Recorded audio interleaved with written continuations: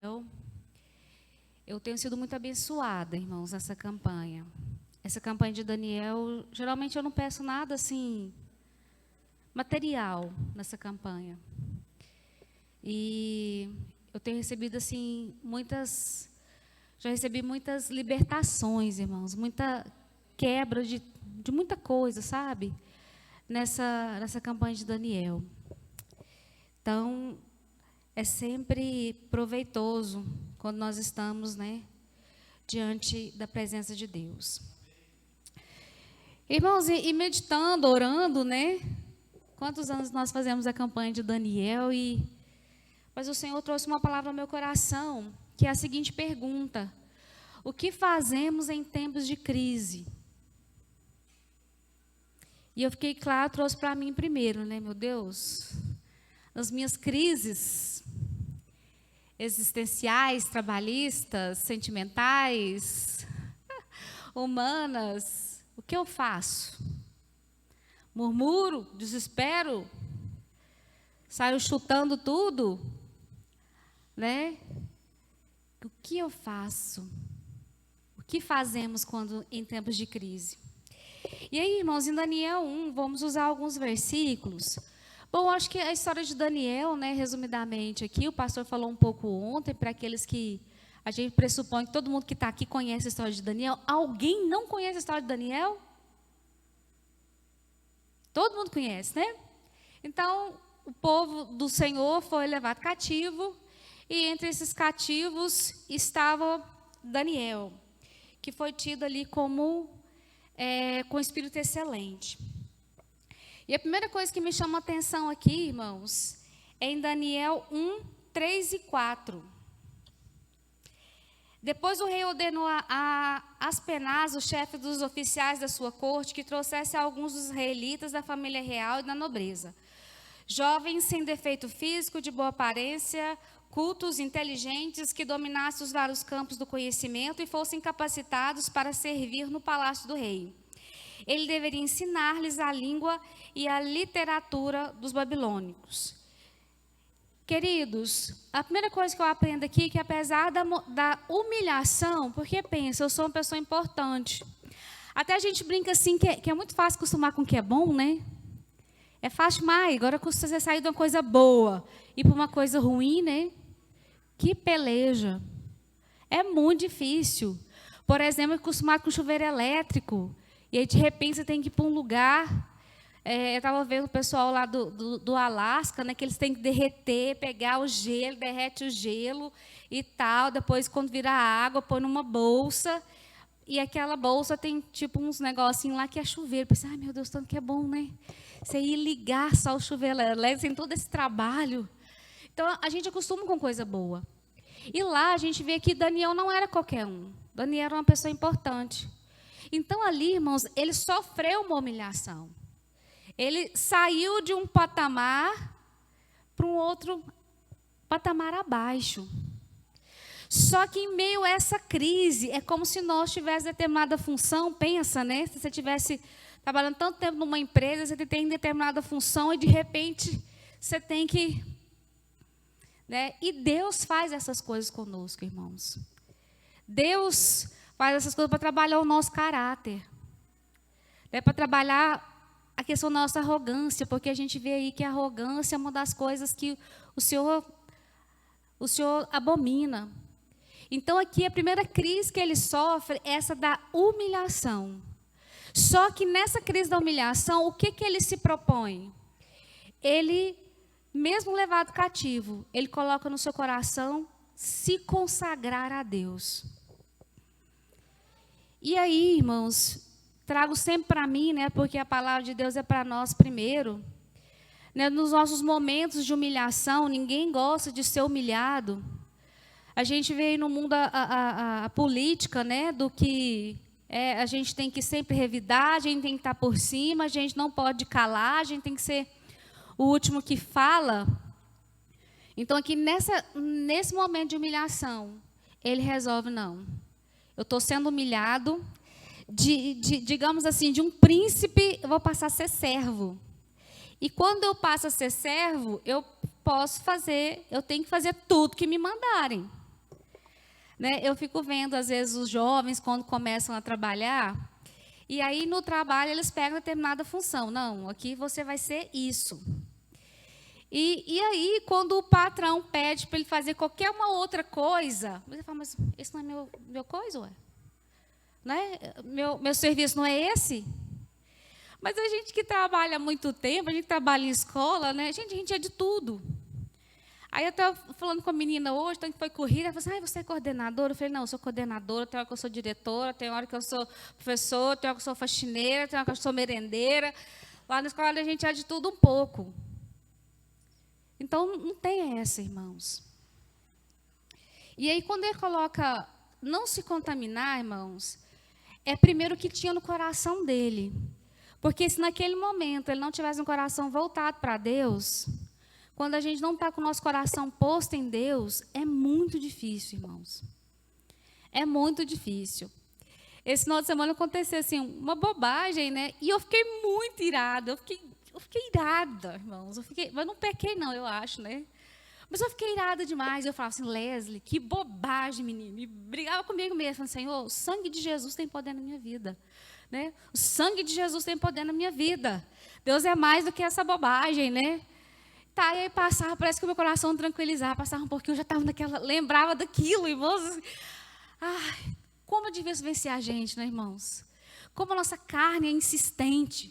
Como essa parte nossa, né, é insistente. Depois, continuando a história de Daniel, eu vou ficar no capítulo 1 e 2, tá, irmãos? Outra coisa que, lá no versículo 14 do capítulo 2,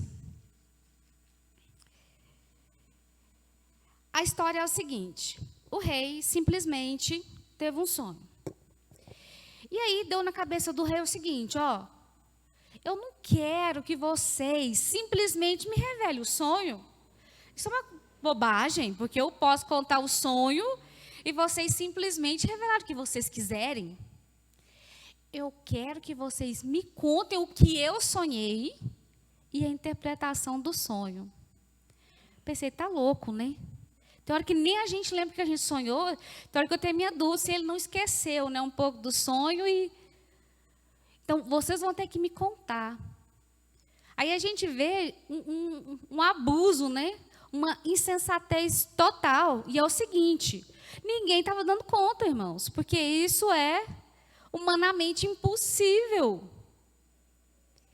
Mas aí, olha só, quem era Daniel? Então, é o seguinte, vai morrer todo mundo, essa cambada que vocês não estão servindo para nada. Né? Eu estou pagando vocês, magos, astrólogos e feiticeiros, né? Toda essa linha aí.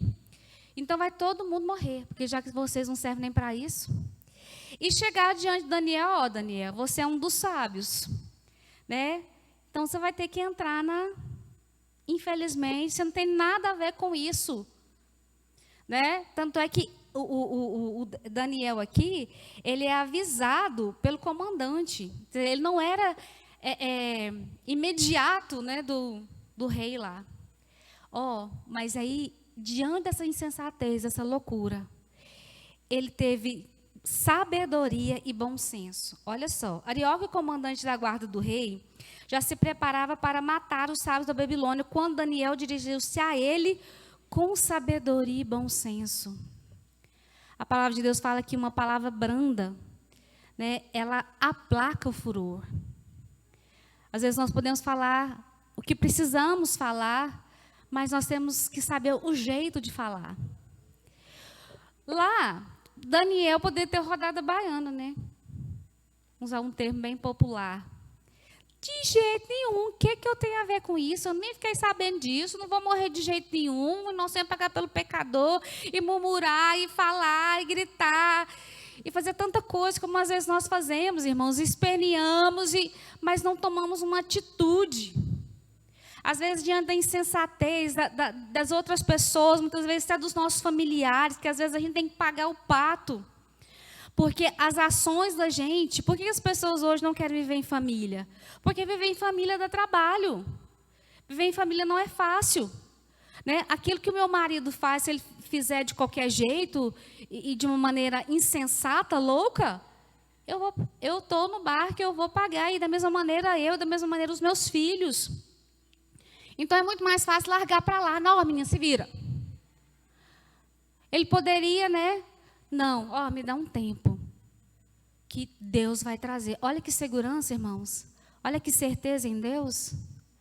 Então, irmãos, o que mais nós precisamos é bom senso hoje. Tem hora que eu ouço determinadas proposições e pensamentos das pessoas que eu falo, não, eu acho que eu estou louca. Eu acho que o mundo não tem lógica. Cada absurdo que você escuta, você fala, não, a pessoa não falou isso, não. Né? Até coloquei aqui algo que me veio aí quando eu estava lendo, estudando, né? As pessoas exigem tudo, mas não oferecem nada. Né? Então a gente chega, a gente cobra disso, a gente cobra daquilo, que lá não foi legal, que lá não... Mas a gente não está oferecendo nada. A gente age como um louco, como um insensato, sem bom senso. Irmãos, o que o mundo anda precisando é bom senso. As pessoas estão muito insensatas. Né? Os filhos acham que não precisam obedecer os pais acham que não precisam cuidar dos filhos. Irmãos, isso é loucura. Você é pai, você é mãe. A responsabilidade é sua. Foi você que colocou no mundo. Que negócio é esse de jogar para o outro? Que negócio é esse de jogar para a avó? O filho é seu. Então as pessoas estão insensatas. Eu resolvi casar, eu tenho que me portar como um homem casado. Não é ficar andando com os solteiros, irmãos. Isso não existe. Homem casado anda com homem casado. Mulher casada anda com mulher. Pessoa casada anda com gente casado. O que a gente mais vê, porque um dos motivos que os casamentos não dão, porque os homens casados querem andar com os rapazinhos. Querem andar como se fossem... Não, meu caro, vai andar com os casados. Vai aprender a ser um bom marido com quem é bom marido. Você, recém-casada, vai andar com as casadas que têm aí 10, 20, 30 anos de experiência para ser uma boa esposa. Então, as pessoas, irmãos, estão trocando os valores. Não, eu sou casada, mas cada um na sua. Somos seres individuais, irmãos. Cada um tem sua individualidade. Por exemplo, eu gosto de certas coisas, o Paulo não gosta de certas coisas. Mas nós... Agora, a gente tem que ter bom senso, né? Outra coisa, irmãos. Daniel 2:17.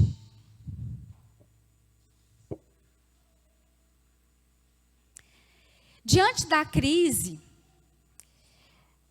Daniel, ele poderia se achar o bambambam. Porque quando a gente lê no capítulo 1, dos 4, já fala que Daniel, de todos, Ananias e os outros 2 lá, Ananias, Misael e Azarias, o Daniel sobressaiu. Só que quando ele teve uma crise, ele chega então com sabedoria e bom senso e conversa primeiro com o comandante. Ele sabe conversar. Né? Ele sabe se expor. Queridos, precisamos aprender a conversar com as pessoas. Precisamos aprender a conversar com o marido, com a esposa, com os filhos. A gente precisa dessa sabedoria. E aí, quando Deus dá a ele essa sabedoria e bom senso, o que ele faz? Daniel voltou para casa, contou o problema aos seus amigos, Ananias, Misael e Azarias, e lhes pediu que rogasse a Deus dos céus que tivesse misericórdia acerca desse mistério, para que ele e seus amigos não fossem executados com os outros sábios na Babilônia. Tempo de crise, irmão, tenta resolver tudo sozinho, não? Tempo de crise, vá àquelas pessoas que você sabe, não, ali tem conteúdo, ali tem ajuda, ali tem Deus. Então ele poderia ter se, eu vou orar, porque a gente já sabe que Daniel era um homem de muita oração, como o irmão colocou aqui, né, ele orava 3 vezes por dia. Ele poderia simplesmente falar, não, eu vou orar aí. Mas olha só a lição para nós. Ele chega diante dos seus amigos e fala o quê? Eu estou com uma missão impossível. Essa aqui é impossível mesmo. O rei sonhou, eu tenho que contar o sonho e tenho que dar a interpretação. Vocês orem por nós, porque senão, já era. Vai todo mundo pro buraco. E nós precisamos, irmãos, como igreja, a gente precisa depender uns dos outros. Um dos espíritos malignos, sentimentos malignos, é a gente achar que a gente não precisa. Que as irmãs lá da igreja, é esquisito. Eu oro eu mesmo e o poder de Deus vai cair, o trem vai solucionar. Tem hora, irmãos, que o Senhor, para mostrar isso para nós, como nós somos um corpo, como nós precisamos um do outro, que a coisa não vai enquanto você fala, irmãozinho, isso era para mim? Irmão, me ajuda em oração. Vamos orar junto. Nós precisamos, igreja, estar unidas num só propósito. Então, a gente não pode ter aquele espírito de separação. Não, aqueles obreiros lá, sei não. Não senti muita firmeza, não. Se é para mim orar só pastor Edilson, pastor ali, só os pastores. Eu só creio na oração do pastor. Aqueles irmãos que obreiros e... sei não. Irmãos, é os irmãos. Deus, irmãos, não é para a nossa glória. Porque Deus ouve pela sua misericórdia, pela sua muita misericórdia. E aí, então, outra lição, que quando ele recebe a bênção, ele glorifica a Deus. Lá no versículo 27, pensa só. Então, ele chega diante dos irmãos lá, irmãos, vamos juntos, vamos orar, porque a coisa está feia. Deus, irmãos, dá a revelação do sonho e da interpretação. E aí, quando o rei, claro, quem que é esse homem, gente? Esse homem é do outro planeta. Esse homem é um alienígena, um ET. Ele é o próprio Deus, quase. Tem o espírito dos deuses. Falou, toda a glória é ao Senhor. Então, a gente precisa administrar as crises e a gente precisa aprender a administrar as bonanças. Porque muitas vezes as bonanças se tornam crises, porque quando a gente recebe a bênção, agora acabou. Já recebi a bênção, eu estou nadando na vitória. Acho que eu não estou hoje, não. Esse tem de jejuar, Parece que eu não estou precisando de nada. Jejuar 21 dias, Parece que não estou... A gente olha muito a questão material, irmãos? Parece que tudo bem, estou trabalhando... Estou assim, não estou faltando nada. Queridos, como nossa vida espiritual necessita. Nossa família está em guerra todo dia. Essa instituição família está sendo bombardeada a todo segundo. Vocês não têm noção o que os adolescentes passam. Às vezes a gente reclama muito dos adolescentes, mas vocês não têm noção, pais aí de adolescentes, o que é ser adolescente nessa geração. Irmãos, misericórdia, não é fácil não, porque antes a gente era bombardeado pelo coleguinha do lado. Agora, só você ligar ali, você está sendo bombardeado o tempo inteiro. Então, a gente precisa glorificar a Deus. Eu não estou precisando de nada, faça, porque o nosso espírito precisa, irmãos. Nós precisamos estar mais perto do Senhor, nós precisamos entender o Senhor, nós precisamos da graça de Deus. Nós estamos assim, nos últimos dias. E acredito que, como o diabo tem lutado, eu falo assim que cada dia é mais difícil orar. Parece que fosse 5 anos atrás, era mais... E, queridos, tem dia que eu fico uma luta. Assim, eu oro todo momento, irmãos. Eu já levanto orando.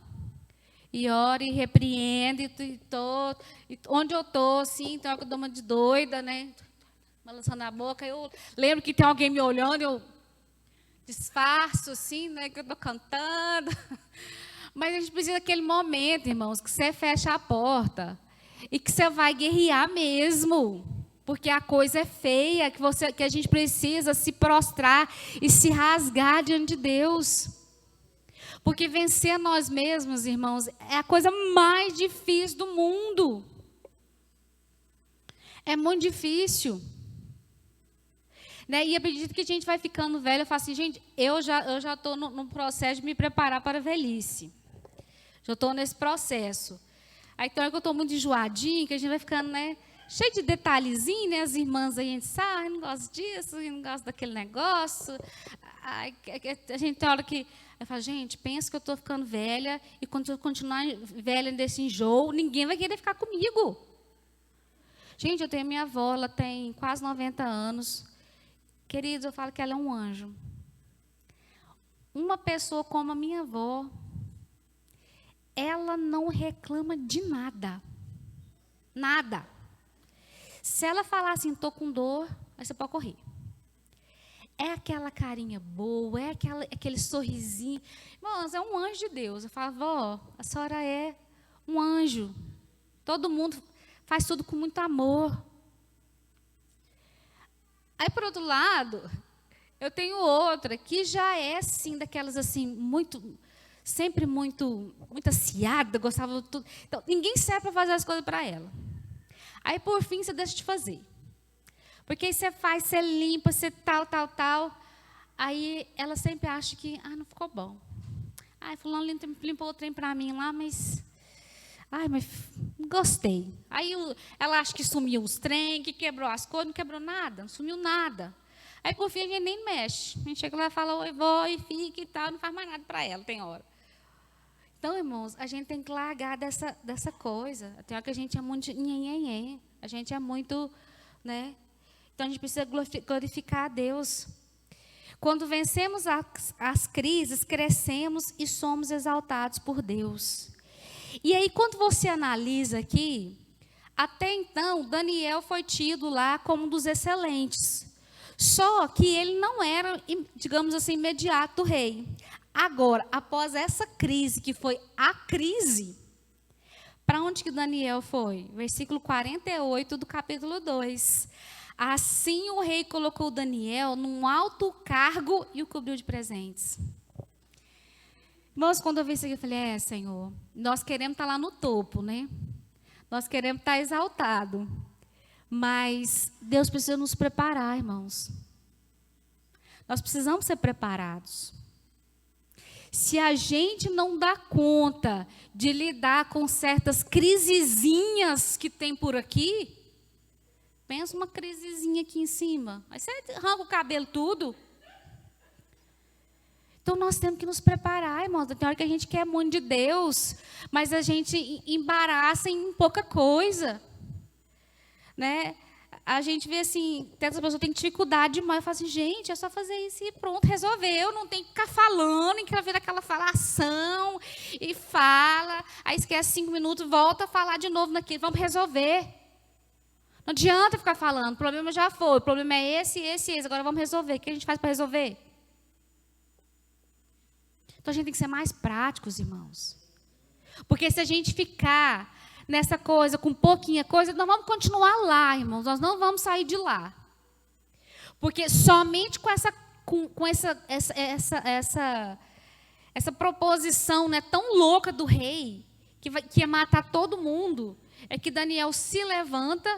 Aí eu fiquei pensando, será que eu teria coragem, pastor? Ou será que eu iria como ovelha para o matadouro, né? Assim, caladinha, morrer, né? Ninguém revelou, então vamos, né? Será que eu teria coragem? Não, é o seguinte, eu vou orar a Deus e Deus vai fazer esse impossível aí. Será que eu teria coragem de me impor? Crendo no poder de Deus, na soberania de Deus, que Deus faria aquilo? Revelar um sonho de uma outra pessoa? Como nós precisamos ter essa ousadia, né, irmãos? Então, depois que ele sofre essa crise tremenda, que ele se impõe, aí Deus, não, eu posso colocar ele onde for. Porque ele se impôs como homem de Deus diante disso aqui. Nós vamos morrer? Não, espera aí. Vamos dar uma chance para Deus, né? Vamos lá.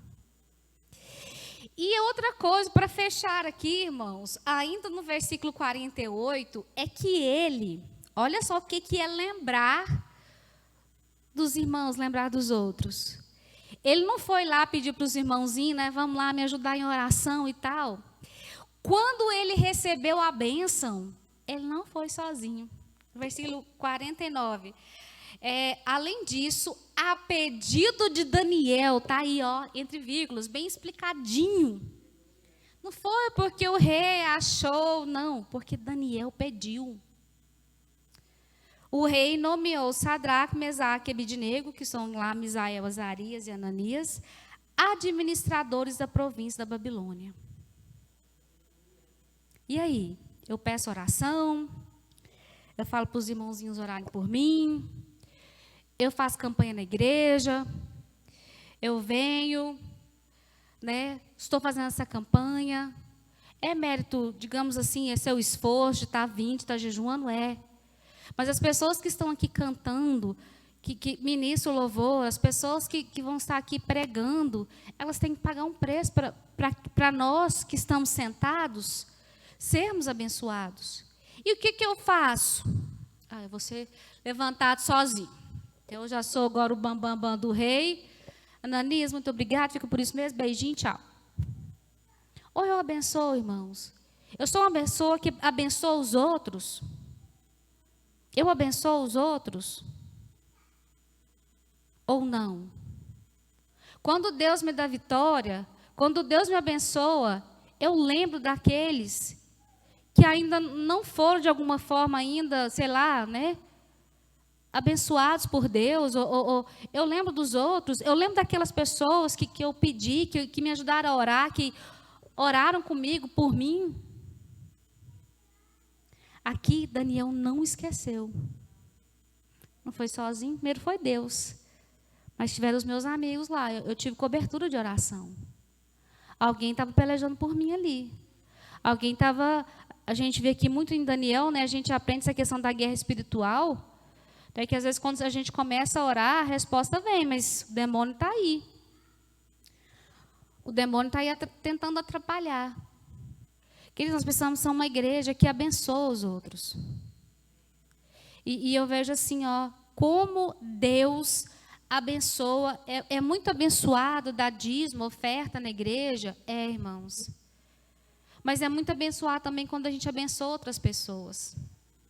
Às vezes Deus colocou no nosso coração abençoar outras pessoas. Fala, não, já dou meu dízimo, já dou minha oferta, a igreja lá que faça uma cesta, né? E pronto, acabou, não tem compromisso nenhum. Irmãos, uma igreja que não se preocupa com o social, irmãos, a gente não pode falar que a gente é servo de Deus. A gente tem que preocupar com o que acontece lá fora. Não tem reino de Deus sem, sabe? Claro que a gente não tem como ajudar todas as pessoas, mas às vezes tem tanto irmão que às vezes até Deus toca no nosso coração e a gente, ó, não foi abençoado, Deus abençoe ele. Então a gente precisa ser e eu falo, irmãos, não somente financeiramente, né, claro, mas nós precisamos estar mais atentos a isso. E aí eu quero terminar com a mesma pergunta: o que fazemos em tempo de crise? Eu procuro me consagrar, que foi o que ele fez. Na primeira crise, vou buscar mais a Deus, eu vou jejuar, vou pôr a boca no pó. Não sei se você já teve essa experiência, né, que você vai orar, que o trem está tão feio, tão feio, tão feio. Fala, não vou orar nem de joelho, não. É a boca no pó para Deus ter misericórdia. Né? E foi a primeira atitude dele. Depois, ele agiu com sabedoria e bom senso. Negócio de um louco desesperado, murmurando, reclamando, falando de Deus e o mundo. A culpa é de todo mundo, de mim não. Né? Você não para em nenhum emprego. Mas o culpado são todos os seus patrões. Você, não. Né? Cadê o bom senso aí? Né? E aí, na dificuldade, eu vou procurar os irmãos. Eu vou procurar a igreja. Eu vou procurar o pastor. Na dificuldade, e quando Deus me der a vitória, eu vou glorificar, vou honrar o Senhor e vou lembrar dos meus irmãos, para que eles, juntamente comigo, possam ser abençoados.